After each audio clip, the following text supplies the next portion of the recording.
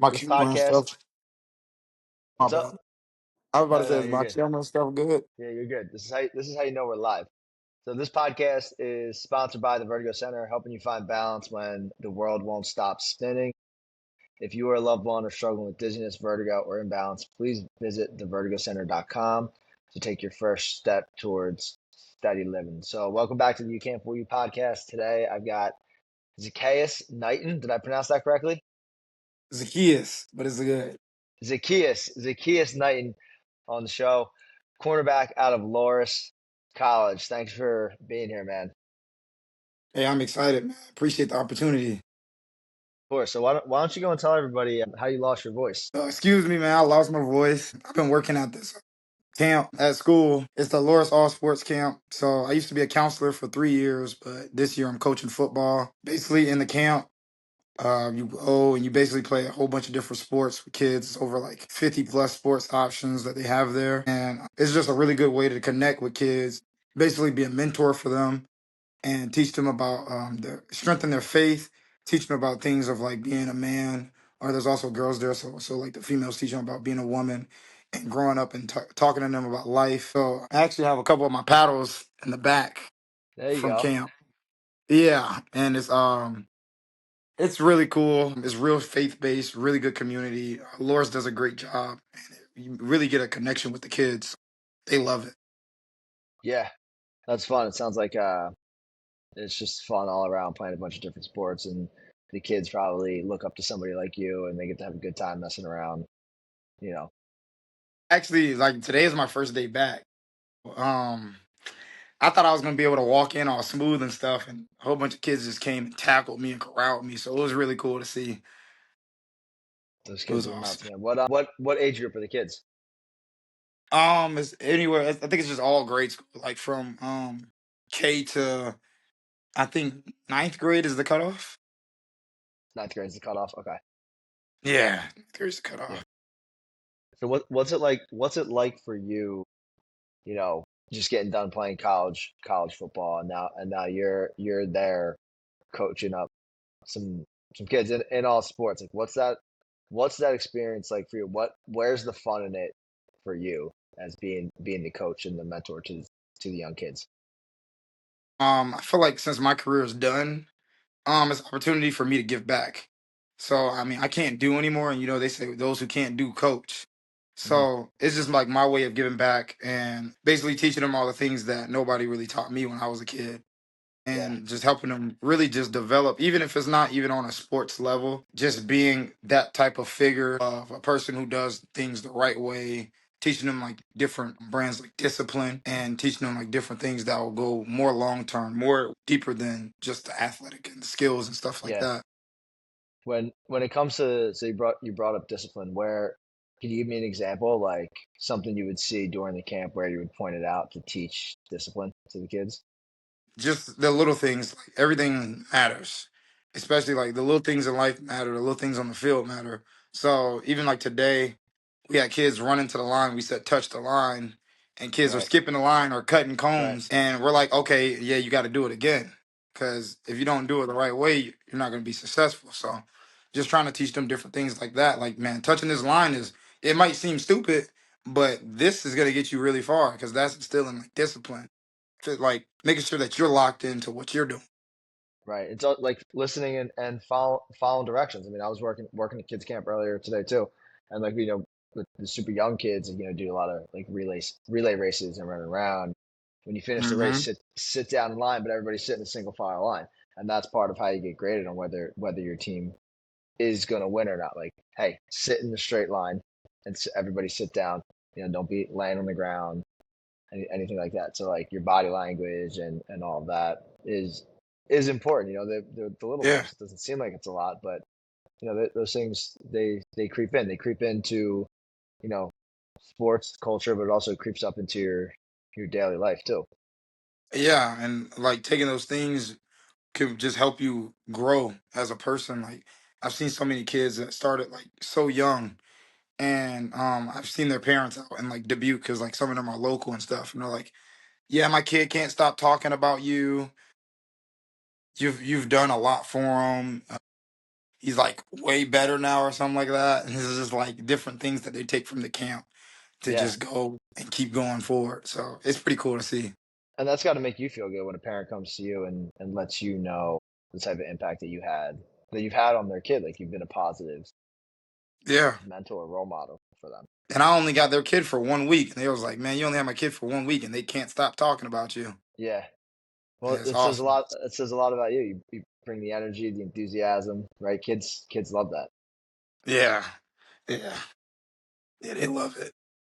So so let's take it back. Take me back. Where does your drive come from? That industriousness, that enthusiasm. Like where does that come from? I just feel like just in general, like where my enthusiasm comes from, Yeah, like I just feel like your hard work. Where's all that? Where it come from? all that's driven from what I've been through as a kid, for sure. So, like, when I was growing up, I never really had the opportunity to play football. I never started playing football until I was in the eighth grade. And basically, I always seen all my friends playing football and stuff like that. And I always thought it was so fun. So, finally, when I got my opportunity in the eighth grade, I kind of just took off with it. But like the more like the hard work and like the grit and stuff really comes from like the struggle that I've been through. You know, in high school I was homeless in high school. So I had to live with my brother because like, me and him have split families. So I had to live with him for a while, all the way throughout high school. And, you know, kind of like things like that kind of do something to you because it makes you grow up quick. And just trying to take care of yourself at such a young age, like 14, 15, kind of makes you want to take care of yourself. You want to make sure you get stuff done. So I knew that football was my outlet, and I knew that football was my way out of like my situation. So Yeah, I felt like if I can get to school and I can get to a higher level, I can get somewhere. Like, I can get me and my family out of this situation. Like I felt like I was always the one that could possibly save us. So like anytime I'm working out or I'm thinking about like I'm doing football or anything, like it gets real serious for me. Like I don't joke around about it because people sacrifice so much to play that sport hmm and just you put so much in and what you want in return is like, you know, success and stuff like that. But you don't always get it. But it's really good to just think about like the pain you've been through, the places you've come from to get to like, where you're at. Like especially like when I look at myself from eighth grade till now, like, I never thought that I'd be in this position at all. So yeah, it's kind of just like a thing that you know you just have it in you and you just keep going. Like, that pain pushes you further. yeah. And so you said high school, you were bouncing around. You would live with your brother. You didn't really have like a home. How much older is your brother? Or same age, Oh, the you same guys are the age. same age. Yeah. Yeah, yeah. I'm like a month older than him, but we're same age. We got Okay. split families basically because I'm adopted. Right. Yeah, Okay. yeah. So Okay. So that's the one. that makes sense now. He played at Penn State. Yeah, that's the one that played at Penn State. Okay. So yeah, Gotcha. And yeah, he's a you dog. guys are still close. You guys are still close now. Oh yeah, Yeah. that's my me Yeah. and him. That's my boy. Yeah, I was on the phone with him this morning. He's actually in Trinidad or whatever doing his little thing, and he Really? had called me, showing me the view and stuff. Yeah, yeah, I love that man. Shout out to Johnny Dixon. That's a real guy right there. That's a real guy. Ah, that's awesome. That's awesome.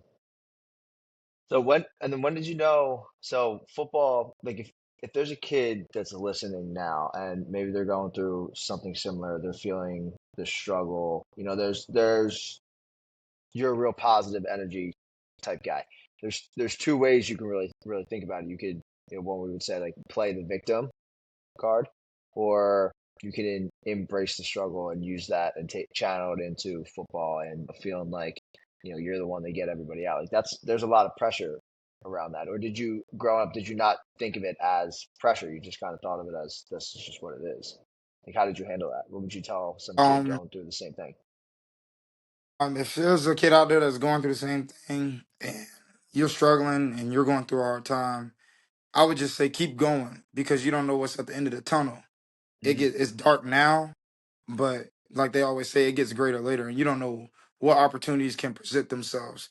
Because if you lay down and quit and give up, those opportunities are shut down right there, and you close all your doors. Right. So if you want to keep your doors open, you just got to keep moving, putting one foot in front of the other. And like, of course, there's going to be some type of pressure and all that stuff. But that's what makes you. You know, the pressure is what you gotta eat off of that. You have to thrive off of the pressure, because that's really what's gonna make you like want to go harder. Like, oh, Yeah. your mom need a place to stay. Think about that. Your dad needs a place to stay. Like, there got to be food on the table eventually. And like, shoot, you could be the one. You know what I'm saying? You could be the one that changes everything. You could be the one that buys your mom a house, buy your dad a car, do different things like that. And like, those things aren't going to be easy, but you know you got to put in that work to get to that point. So don't really look at it as pressure. Look at it as an opportunity to change things more, Yeah. to make your life better and things like that. And then feed off of that. Just keep going. Put one foot in front of the other. Keep working. Work hard. Wake up early for them workouts. Stay after practice. Do the extra things and do the little things right. Have some discipline. And those things, even if you don't buy your mom a car, you don't buy your dad a house, you don't do all those things that you had on that list, the things that you have done, the journey that you took to get to the point where you're at now and busting through that struggle is going to be worth way more than laying down, quitting, and crying. Hmm. Right. Because it's who you become in pursuit of all that is what makes Yeah, you, right? yeah. And everybody looks for results, but sometimes the results aren't what you get. But you got to think about the people that you affected along that journey and the things that you have done and like how you've grown up as a man, basically. Yeah. Yeah. That's I mean that's great. That's great insight for anybody listening. Really, don't focus one step at a time, one day at a time. And if you didn't go through all that, would the reward be as great? Would you have the same sort of gratitude and sense of accomplishment if you didn't go through all that? No, I wouldn't. If everything was hand spoon fed to me, I wouldn't. I would just think, oh, this is how my life is. Like, oh, things are just given to me. Right.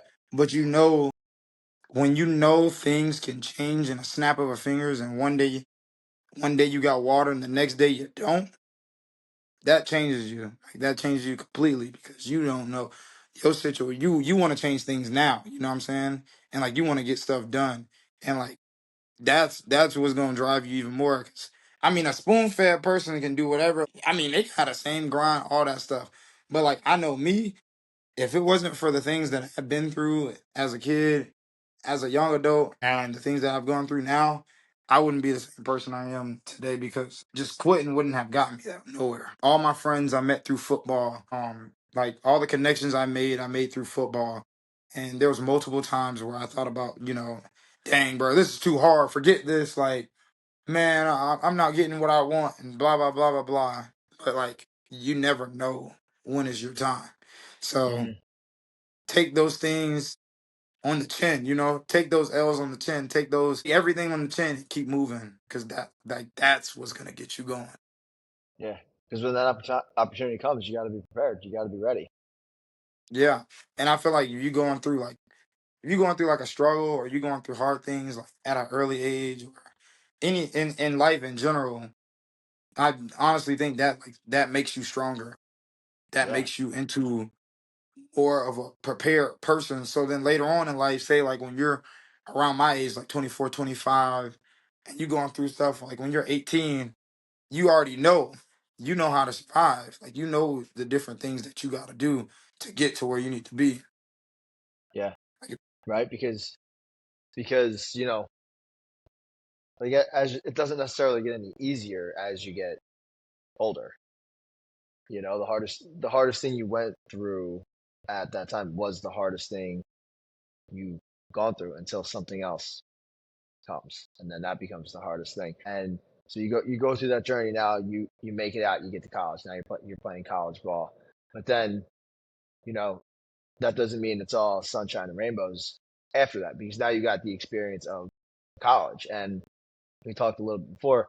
You hit There's more adversity that comes your way, and you had a couple of injuries too, right? yeah, And so now yeah, now the thing that got you out of the situation is then taking from you because you have an injury that you can't necessarily plan for, right? Yeah. And so now you go through this adversity of having an injury, and you had multiple injuries, and Yeah, I so had three so injuries that in college. yeah, that's another big one. So kids are scared to get hurt. What happens if they do get hurt? What how do they deal with injuries, especially if you're going through multiple injuries? Yeah. Um, it's kind of like you got to have that same principle. So, and that's kind of like what happened with me. So when I broke my arm my freshman year, it was like, dang, like I did all that to get out of here. Like I could quit right now and go back home, things like that. But it's not gonna change nothing. And then I got hurt my senior year, and I got hurt my fifth year too. Like those are all things like I don't regret at all because like I know I was giving it my all. Basically, like with injuries, you gotta have that same mindset because it's gonna be a struggle. It's gonna be Mm-hmm. hard. There's gonna be mentally hard days where you want to give up, and then there's gonna also be those physically hard days where you probably can't do anything. So like last season, I tore my ACL, my MCL, and my PCL. I tore like three things in my knee. I was a captain of the team. Everything was going well. I was playing my best football I ever played in my life. And then it all got took from me. And I just looked at it as like God basically saying that like my time, he gave me a taste of it and he was like, your time is sweet and it's good, but this isn't what I have for you. Mm-hmm. And I feel like God redirected my road because um I really like the main reason I came back for a fifth year was to play another year, get some more film, and then I was gonna play overseas or in Canada or something like that. But apparently that's not what's for me. And God has showed me that by giving me the opportunity to connect with these kids at this camp, give me the opportunity to go and train defensive backs and go and give me the opportunity to pursue a master's and things like that. So, I mean, it was more of like a redirection for me. Even if like it was hard and things like that, just know like God has something better for you. God is always gonna take you out of that fire. And even if that struggle still comes with you, you gotta stay strong. You gotta have your faith. You gotta keep going. You gotta put one in front of the other. You're homeless, keep going. You're hungry, keep going. You get hurt, keep going. You get benched. You're not getting the playtime you want. You're not if things aren't going your way, you're a rotational player. Doesn't matter. Like your situation can change at any given moment. Cause shoot, you might be the guy on the bench, and shoot, you the guy on the bench, and I get hurt. Shoot, you the next man up. So you better be Yeah. prepared, and you got to be prepared for every opportunity. You know what I'm saying? What was that moment like for you? If so, what you wanted to do is either go overseas or play in Canada, and then at some point, it sounds like you came to that realization where this probably isn't going. But that's what you wanted, I'm guessing, right? Yeah. What was that moment like for you when you came to that realization? Because I would imagine that there's a ego check there when you come to the realization, like, hey, I'm not doing this. When that was the big goal. It was very humbling, but it was like right around the time I got hurt, and I knew. Yeah, So I was skeptical when I got hurt. When I got hurt, I was like, "Oh, it's just like a sprained knee or something." Blah blah blah. Like it just hurts. I'll be back in a couple of weeks. I was yeah. skeptical. Like I always thought I was coming back, and then I got an MRI, and they said I tore my ACL, and I was like, I was just devastated. And like I wanted to quit, but I knew I couldn't because I was like a captain of the team, and there was a lot of guys that looked up to me. So I finished the rest of the season out coaching. It was very humbling like, for me. It was like it made me feel good at the end of the season. All the guys that were texting me that I was coaching saying I wouldn't be the player I am today without you. Like I really loved you coaching. Please come back.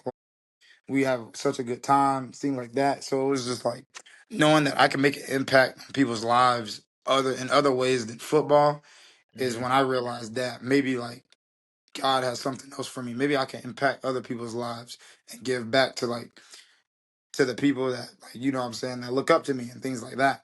So it was more of like a what I want to say. It was more of like a wake up call, knowing that like maybe you know CF overseas, maybe maybe since I got hurt, maybe if I didn't get hurt and I finished the season and I went over there, I could have hated it. You know what I'm Hmm. saying? Hmm. Or like things could have been wrong. I'd have been far away from my family even further. Wouldn't be able to see them and stuff like that. So it was just like maybe this is exactly where I'm supposed to be, Yeah. and this is exactly what I'm supposed to be doing and helping others and giving back. And I feel like a real good joy. Like it does something to your spirit when you know that you give back and you know it's helping. You know, Yeah.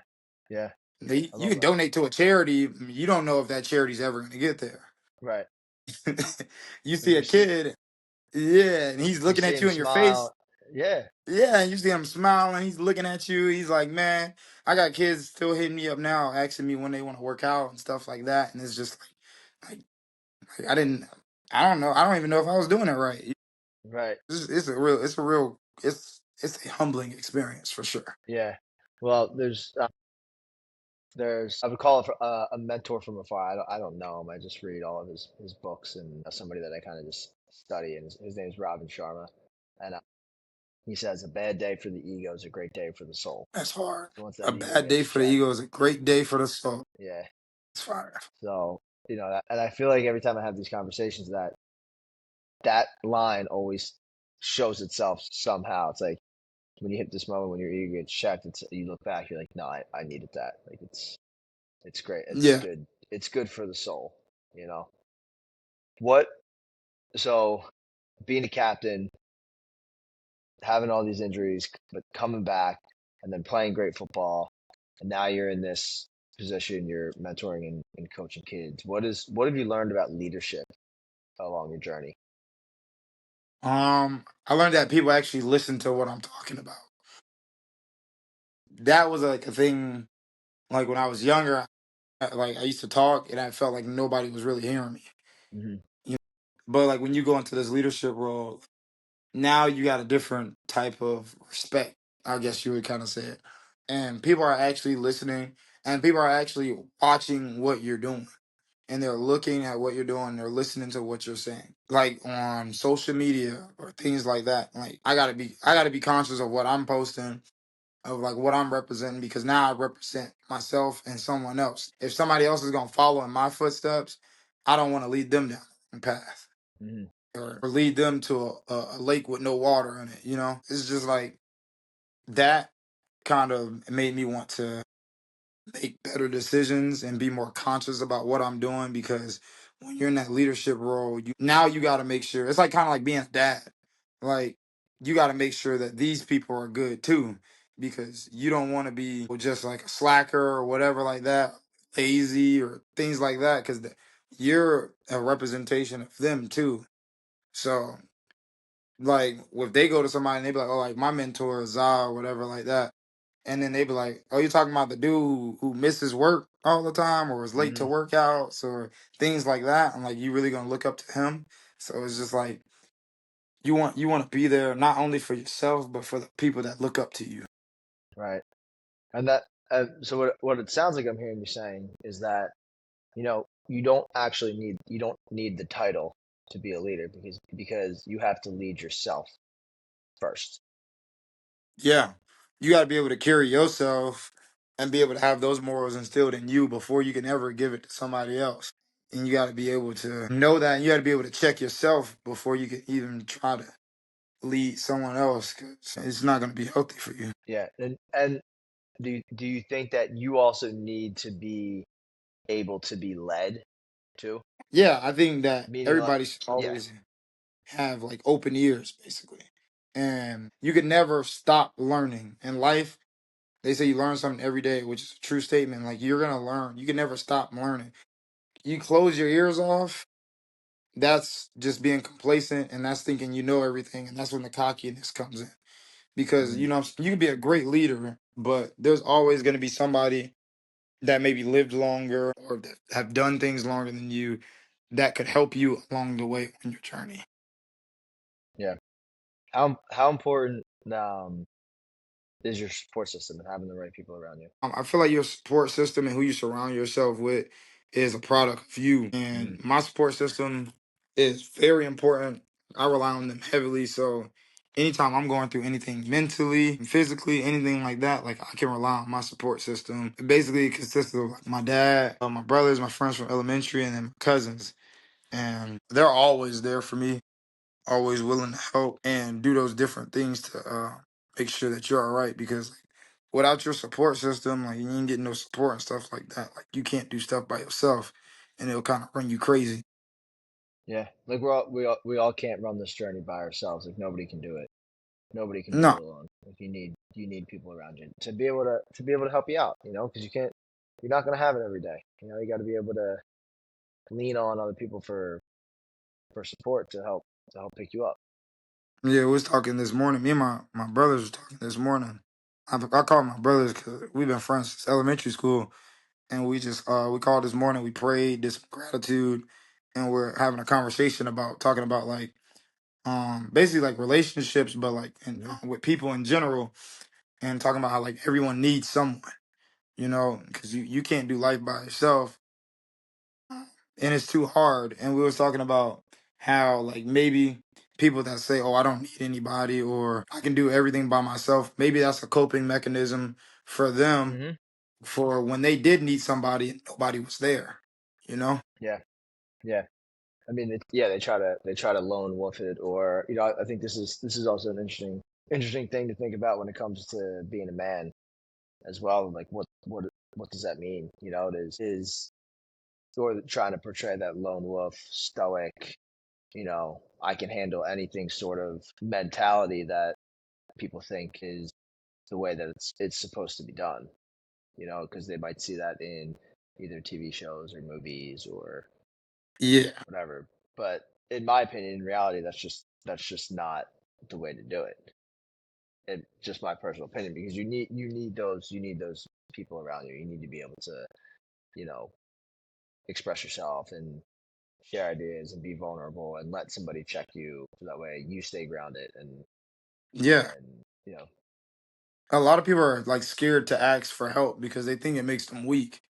yeah, When your support system and your help is actually going to make you stronger, because now you know that people are there for you. You know that you're loved. You know that you got that little extra support where you feel like you don't have to do everything by yourself.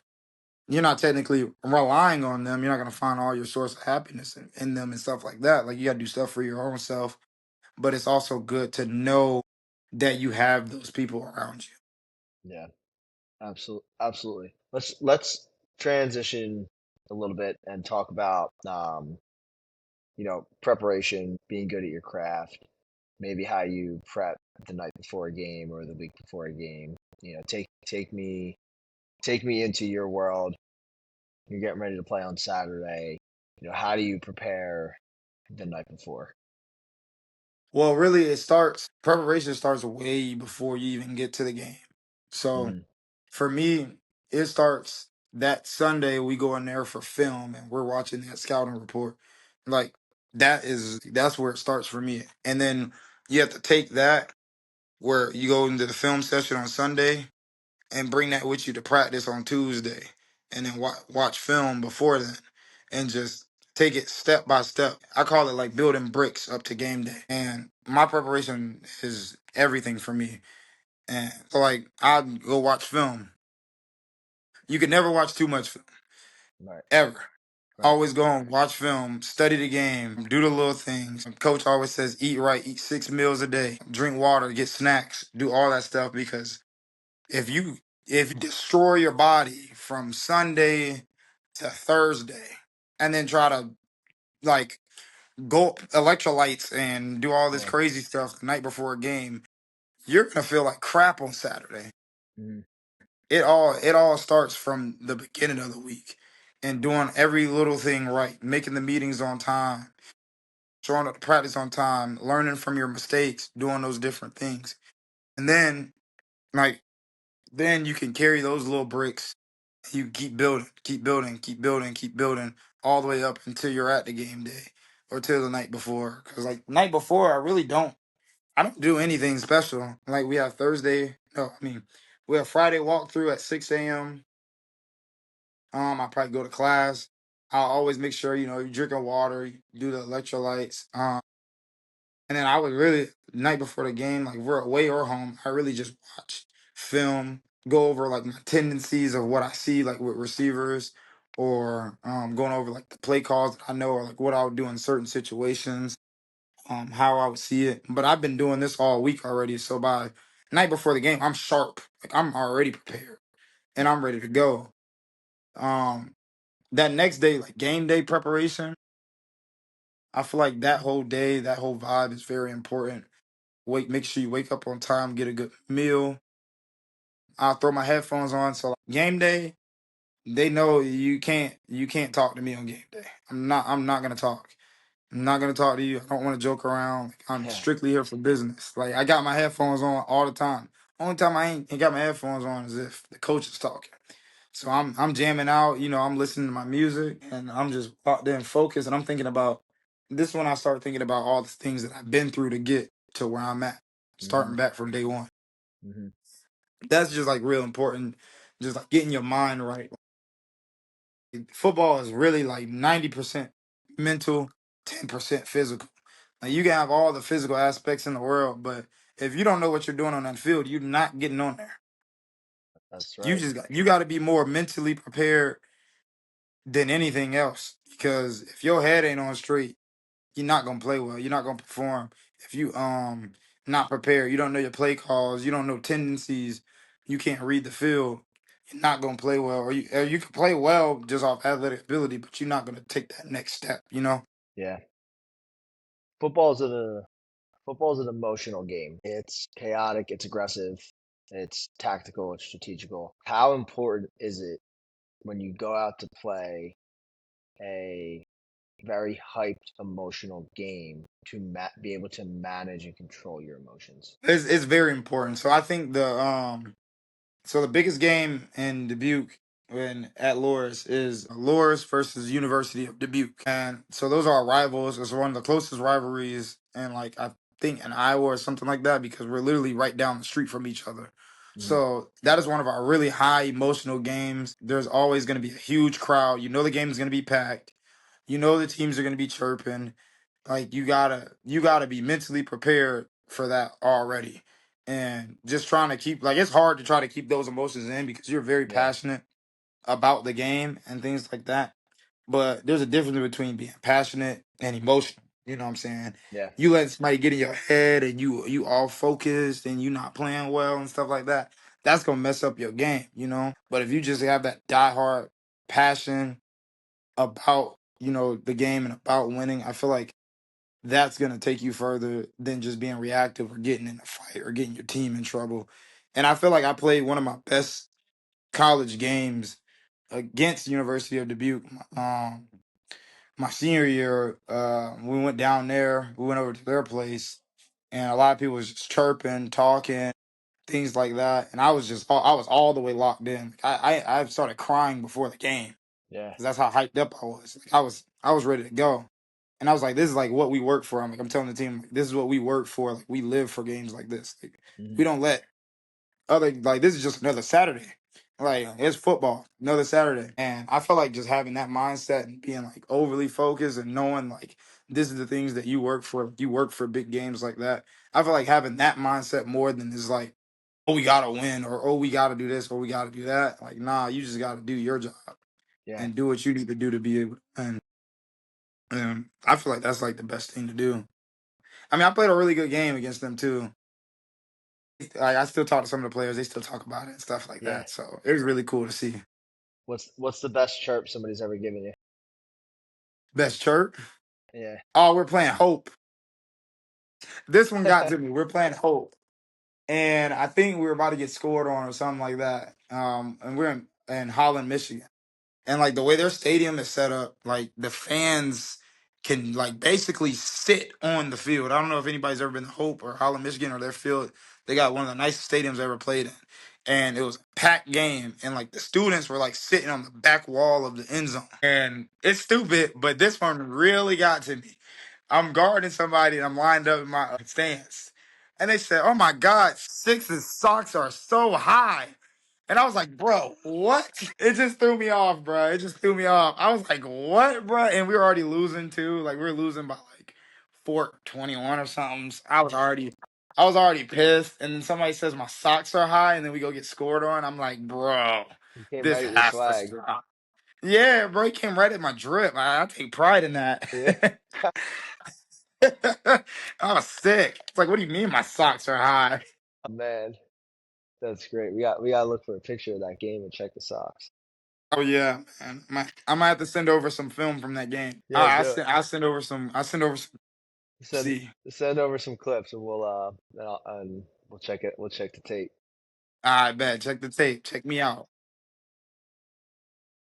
As we start to tie this up, what kind of man do you want to be if you were looking at your 15-year-old self?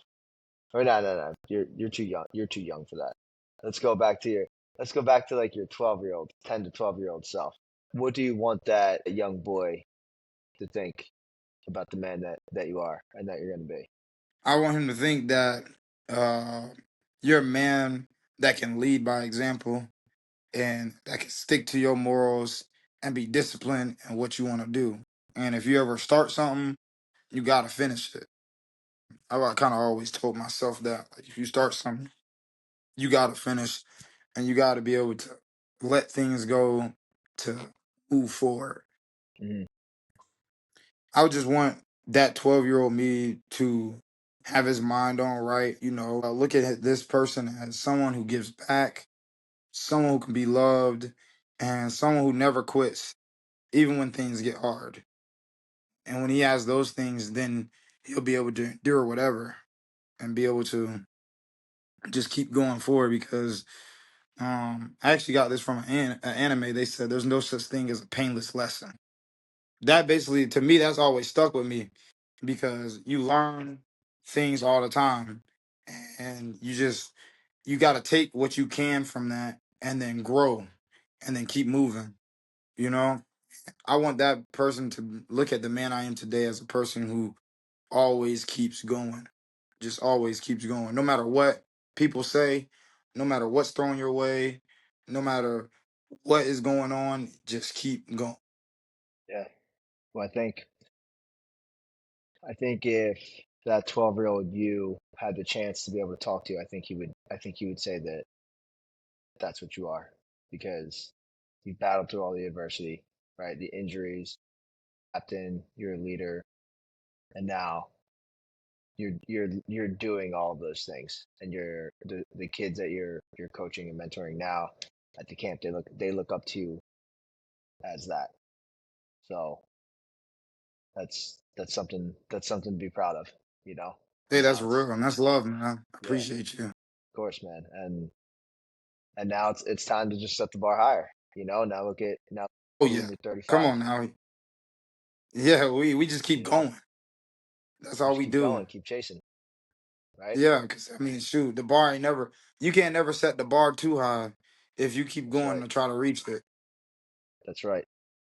That's right. Well, appreciate you being on here. I love your story and everything that you're about, and everything that you want to do and what you're doing with the kids. I think it's awesome. I'm fully here to support it and support you with everything. That's love, man. So Appreciate you. yeah, man. So thank you for being on. Is there anything that you speak on, tell us about before that we didn't get to touch on today? As an athlete, I would say take care of your mental health. Make sure you connect with your people and never be afraid to ask for help, especially as a man. They always say boys don't cry and things like that. Life is gonna get hard and you're gonna go through things. So don't be afraid to ask for help and don't quit. Keep going. Just stay up to date with what you're doing and everything. My Instagram is Zacchaeus 6K. So that's ZACCHAEUS 6K. And that's really it. If you want to keep up with me, I'm really always on Instagram. Or you can always hit my training page, Route Eraser Training. Keep up with that. We got more clips, more videos coming out. Great content coming soon. And yeah, that's really it. Awesome. I'll link your Instagram and your training page in the show notes so people can follow and check you out. And don't be afraid to reach out and hit you up. Questions, Yeah, my anything. inbox is always open for anybody. Anybody that's going through anything, my inbox is always open. Here to support. It's awesome, man. Well, Zacchaeus, thank you so much for being on here, and we'll have to do it again. Good luck with everything. Hey, for sure. I mean, I appreciate you, man. Stay blessed. All right, man. Peace. Yes, sir.